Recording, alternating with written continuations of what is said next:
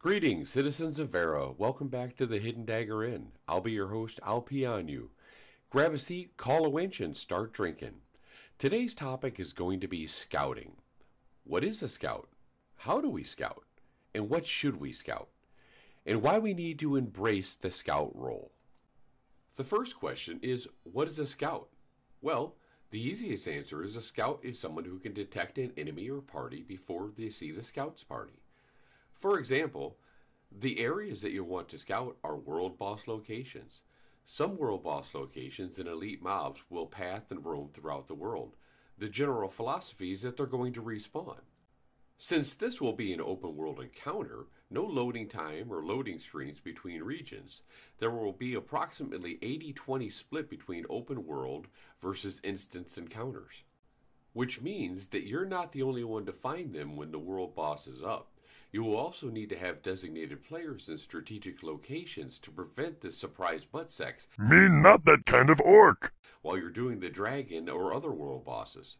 Remember, most of these are open world, so there is nothing stopping a large group of players and waiting until the dragon is at 10%, and then coming from behind, wiping you out and finishing off the dragon and taking all the fat loots.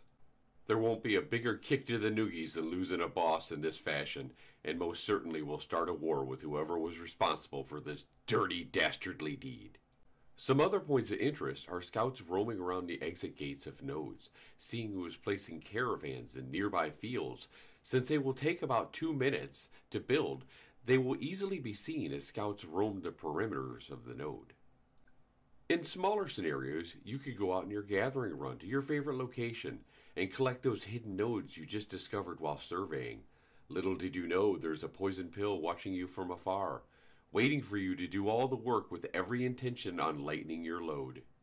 And the biggest reason is going to be open world PvP. In games like Dark Age of Camelot and Warhammer Online, these scouts were essential in finding large groups and where would the most beneficial place to strike them was. Nothing causes chaos more than being flanked by a large group. The best classes to scout obviously are going to be the ranger with his camouflage, someone who can sit high up in the mountains and gaze down over the roads, or a stealthy rogue you can send in to get a more accurate count of the numbers you might be facing.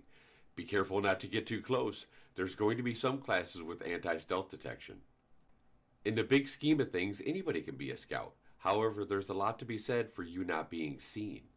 Needless to say, many of you have not played a game where scouting will have this much impact. So embrace the role and the strategy.